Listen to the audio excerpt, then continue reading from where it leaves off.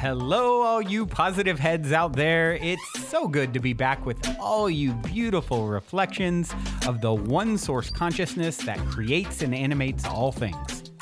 If you're new to this podcast, of course, we are super happy to have you here, and we just ask that you bring an open mind and heart to your listening experience and to be prepared to explore vantage points that I'm convinced will help shift or solidify your current understanding of the ultimate nature of reality in a way that is extremely empowering. Speaking of exploring powerful perspectives, I'm super excited to announce the release of my very first book, The Golden Key: Modern Alchemy to Unlock Infinite Abundance. If you're ready to alchemize the circumstances in your life so that your abundance expands to an entirely new level in 2021, head over to goldenkey.gift to download the audio or ebook as my gift to you by using the code POSITIVEHEAD.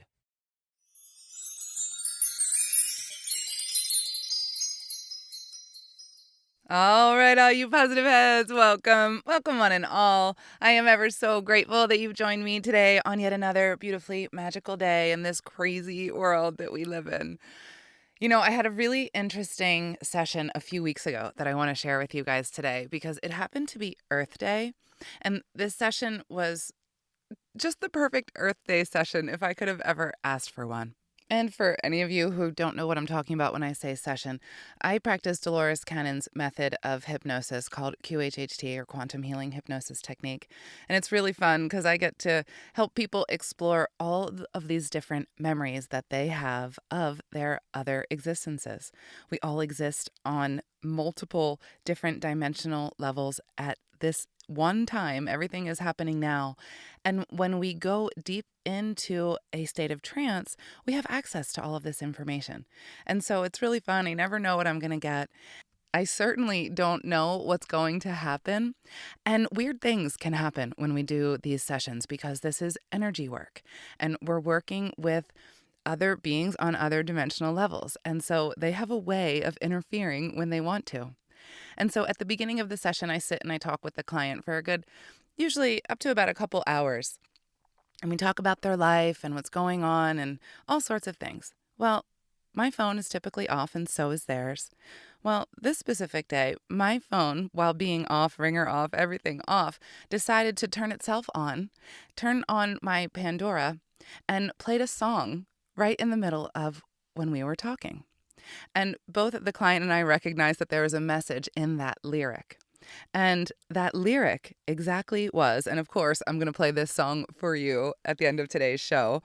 But the lyric was, I got air and water and love, friends that I'm certain have been gifted from above. Everything that's new to me is an opportunity, so I'm going to grow. What a beautiful message right before heading into a session. And so she goes in and I ask her, what's the very first thing that you see? Nothing was her response. This is a typical response when people first get into a scene. Typically they see nothing. And that's totally wonderful because nothing is filled with infinite possibilities. And it literally can be anything. That nothing can turn into anything. I've watched it turn into a whole bunch of different things. And this is also a common place that people will find themselves in. But when I questioned her about what that nothing looked like, her response was, it's the vast nothingness. It's the vast expanse. And I said, well, what does that look like? She said, it's just a bunch of unorganized matter. What does that look like? That was hard to describe, of course, unorganized matter, but she kind of said it just kind of looked like misty and floating out there in this vast nothingness of space. I asked her about what she looked like. She looked down at herself and didn't see any difference between her and the space around her. She just felt like she was a part of it. And then I asked her what was happening next. And she said, well, I'm just really watching it all, waiting for it all to come together. I said, well, how does it come together? What happens for it to come together? She said, well, I hear a voice. I don't really know what it's saying, but as soon as that voice comes, then all of the matter is organized. It starts coming together and organizing itself. I asked her what that voice sounded like.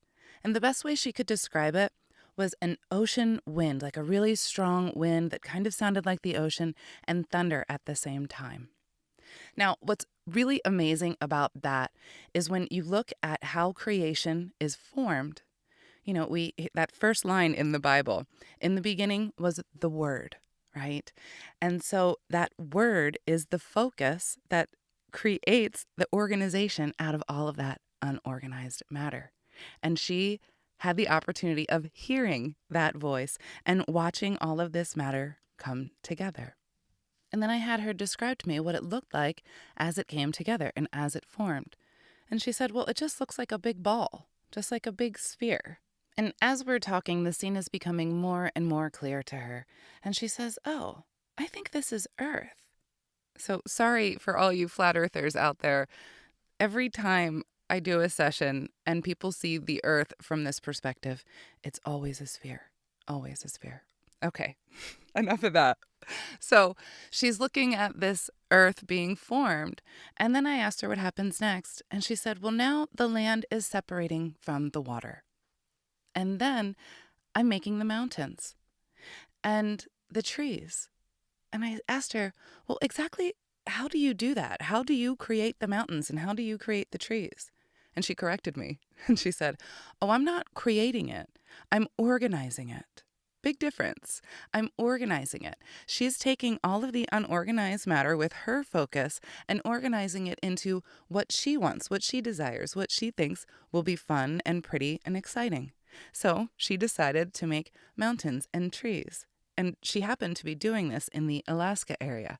As we were talking and it was becoming more clear, she saw a mountain that she recognized there. Now, she happened to live in Alaska just not too long ago and just moved here to the Arizona desert. And she wasn't too happy about it. Not too happy about it at all. She loved the lushness and the beauty of Alaska. And the desert is quite the opposite. And so she was guided by her higher guidance, by her spirit, that it was time to move and she had to come to the desert. And so she followed that guidance, but she wasn't too happy about it. So this is one of the reasons why her higher self was showing her this experience. So she's watching all of this as she's creating it. And I'm asking her if she has a sense that she's alone or if there are others. She says, no, there are others. I asked her if there was any kind of communication or if they knew what the other was doing. And she said, yes, we know what we're all doing, but we don't necessarily communicate. We're all just doing our own thing, creating in our own place whatever we want. So essentially, what she was describing to me was that there were multiple different beings creating different places on Earth based on the environment, the ecosystem, the desire, the picture that they had in their mind of what they thought would be fun and interesting to create. And so multiple different beings all creating on this one beautiful planet. I love that idea. So she's watching further and she's like, oh, now there's creatures. And she's describing the creatures to me. And of course, she realizes that they're dinosaurs. And we started talking about the dinosaurs quite a bit. She was saying that the purpose of the dinosaurs was to deposit something for humans to use. And she wasn't really sure what that was, but they had something that they were going to deposit in the earth that the humans could use. So fast forward, and they're now in a council meeting, her and all of the other beings who are creating on Earth. And she's saying, uh-oh. And I said, what's going on? Why uh-oh?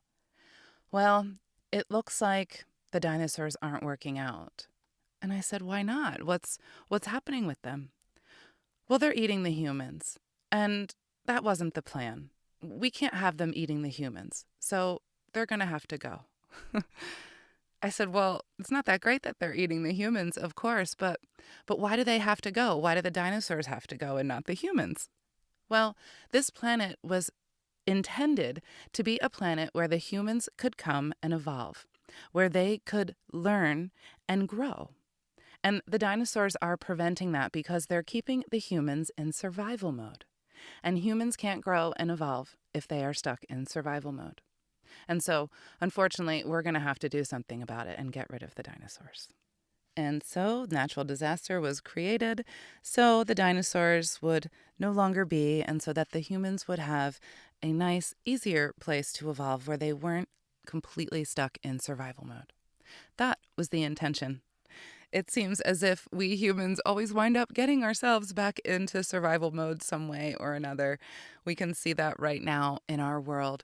And one of the biggest points of this, the reason for this coming through in the session, is that they really want us to understand that there is absolutely nothing to fear. We are always being guided and protected. And if we keep ourselves in a state of fear, we will not evolve. And that is what we are here doing. And all of that fear is just a distraction along our path. Because no matter what, it's always okay. We are always all right. We are eternal beings. It can never not be okay. The dinosaurs are okay. They're not here anymore. But maybe some of us are here as past life dinosaurs. Who knows? We could have been dinosaurs, and I'm sure many of us were in a past life. We had to be everything here on this earth. Everything. It's part of the learning process. First, we have to be earth, air, fire, and water. And then we get to be the bugs and the plants and the trees and animals. And then we get to be humans. So this process takes quite a long time. And this planet is literally for the purpose of us to evolve, for us to grow, for us to be able to learn our lessons in love so that we can move on to our next level, our next vibrational level of existence, which is what the earth is doing right now. And so one of the biggest points for this client in this session was that she is a master manifester. She was able to organize and help to create all of this here on earth. And because of that, because she was able to do it so easily then by just thinking of it, that she can do the exact same thing now. And we all can do that exact same thing. The key to manifestation is in your imagination. If you can think it, it can be. It is literally that simple. It is a matter of focusing your attention on that thing and you can create it. Now, there's a lot more to it, of course, but with this being in that amount of power, she was able to do that lickety-split. And when I asked her how she created the trees, she just said, well, I just imagine it and it's there. That simple. On the higher vibrational levels, this happens more instantaneously. Here, it takes a little bit while longer because we don't have that true belief in knowing that this is how it works. We're quite confused down here, but it is that simple. Manifestation is just about focus and imagination. If you can see it, it can be. It is so stinking simple. And one of the things that we can manifest is an incredibly amazing life where we are manifesting our happiness, our joy, our love for ourselves every single day. This was one of the biggest things for this client. She wasn't, like I said before, super happy about moving to the desert. She missed her home and she called it her sanctuary back in Alaska. This was so different that she was having such a hard time, but her purpose in doing this was so that she could learn to love it all, to love the whole entire earth in all of its many different forms and arrangements, to love it all as one, because it is one, and we are one, and we are made of so many different individual styles and forms, and that makes us this one beautiful thing, and we gotta love it all. She went into another point of why she had to move. Her higher self came in and gave her all sorts of wonderful advice on her life and where she was going. And one of the biggest things in her purpose that she was meant to do here was to bring her energy to just be, and that required her being in different places. And so this specific area of the desert where she moved really needed her light. And she was there to help build essentially a city of light. And there are so many of us doing this.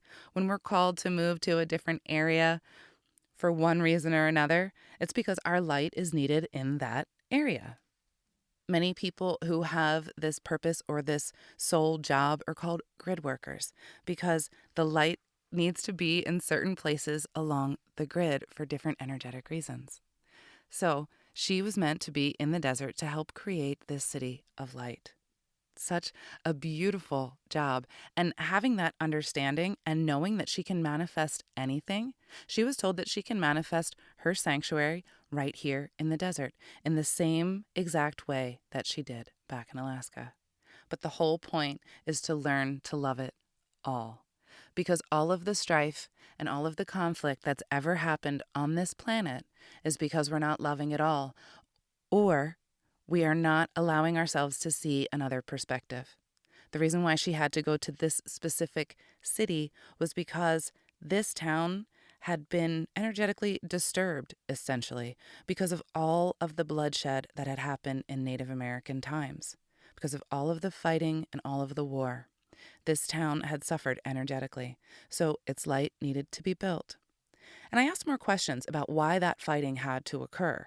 They said it didn't have to occur. And I had to rephrase my question, well, why did it occur? And it occurred because basically no one could agree to disagree. Everyone had their opinion, and each one was right. And there was no middle ground, there was no compromise, and that was that. We see the same thing over and over again in our world, where one side is right and the other side is right, and that is that. And all we really need to do is come together as one. Find that middle ground, and we don't have to fight anymore. Just love it all. Such a beautiful, beautiful session for Earth Day. So now, one other thing, I want to get back to what the dinosaurs deposited in Earth for us. So I asked her higher self exactly what that was. And they said, it's oil. And I had never heard that before, that dinosaurs were responsible for the oil in the earth. So I thought that was amazing. I came home and researched it, and everything I found says that that's not true. So I looked into it a little bit more. Oil is made from essentially bacteria, plant material, dead, decaying animal, all of that matter that has sunk down into the earth and over time with heat and pressure turned into oil. So they said, that wasn't from dinosaurs. This is essentially sea creatures and things like that. And then I started to think, well, okay, as she was saying this, she was saying that the dinosaurs deposited something in the earth. I saw them pooping because, depositing something into the earth, right? So I thought, well, let me look up dinosaur poop and see what's in dinosaur poop. Well, what's in dinosaur poop is the same exact stuff that oil is made from. So I think that maybe science doesn't know everything because, we find out some very interesting things in these sessions because you can see it from a different point of view. Here on Earth, in our science, we can only study what's in front of us with the tools that we have, and we find what we know. We find this has this material, that material. But that material could have come from anywhere. We don't necessarily think broader and more outside the box in our human existence here. We tend to think we kind of know it all, and we don't. We really don't know much at all in the grand scheme of things. We are just these little initiates in the grand scheme of the journey of our spirit. So we are just babies. We're little babies, and it's really sweet, and I think that's exciting because when you don't know everything, that means that there's so much to learn. There are so many wise thinkers and speakers who have said that very same thing, that the more they learn, the more there is to learn.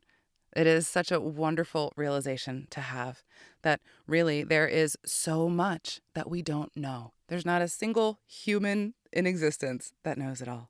That's a beautiful thing. So understanding that we don't know it all, then maybe we can open up our perspectives to another point of view.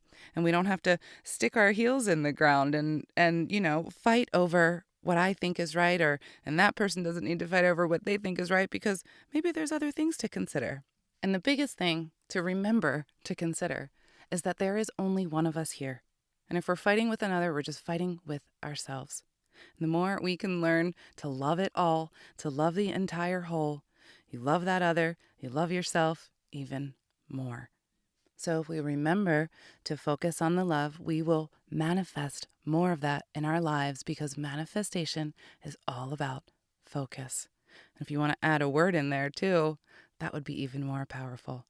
So watch your words, right? They're extremely magical. The word is what created and organized all of us. So words can be extremely powerful. So we can use our thought and our word to create the most magical existence and learn to truly love it all. I love you all so much. I'm going to leave you with this beautiful song for today. This is Satsang, Grow. Until next time, I love you all.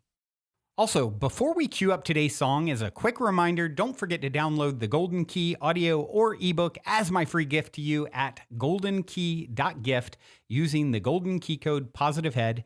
And please, if you enjoy my gift, leave a positive review on Amazon so others can unlock their lives with the help of the Golden Key as well.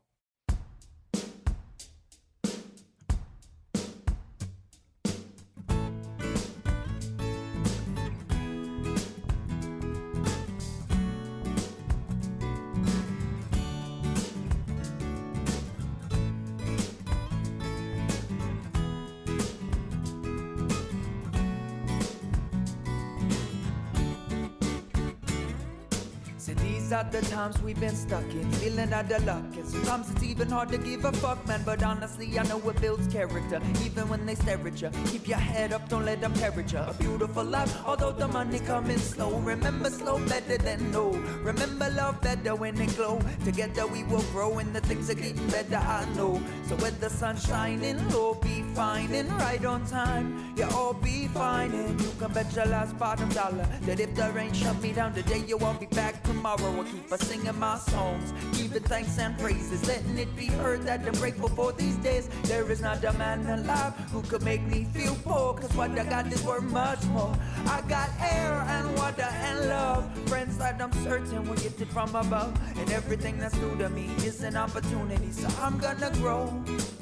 Well, I say everything that's new to me is an opportunity, so I'm gonna grow, grow, grow, and you can grow too.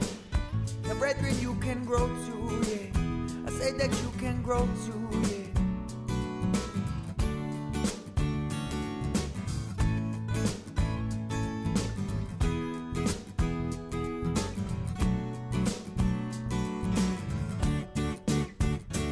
Even though it's difficult, we gotta keep moving, keep improving. We gotta keep our heartbeat booming. Honestly, there really isn't any other way. To be happy, be grateful for every day you wake. And even when you're struggling, gotta cop a hustle, man. I know how it be when your belly be rumbling. Well, I've been hungry too, so when I'm hungry too. And if you need assistance, brother, just ask. I got you, yeah. Said if you need a hand, I said I got you, yeah.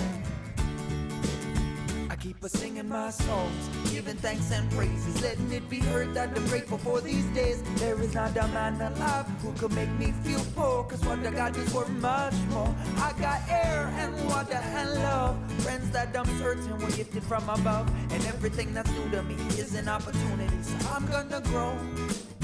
Well, I say everything that's new to me is an opportunity, so I'm gonna grow, grow, grow, and you can grow too.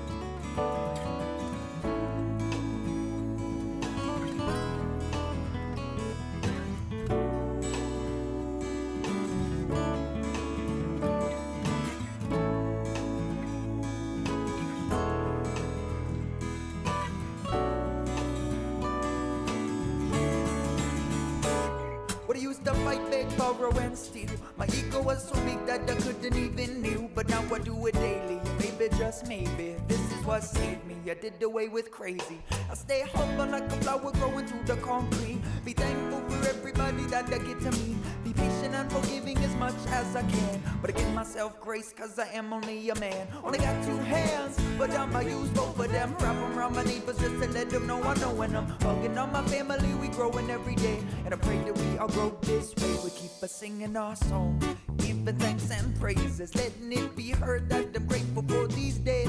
There is not a man alive who can make me feel poor, cause what I got is worth much more. I got air and water and love, friends that I'm certain were gifted from above, and everything that's new to me is an opportunity, so I'm gonna grow.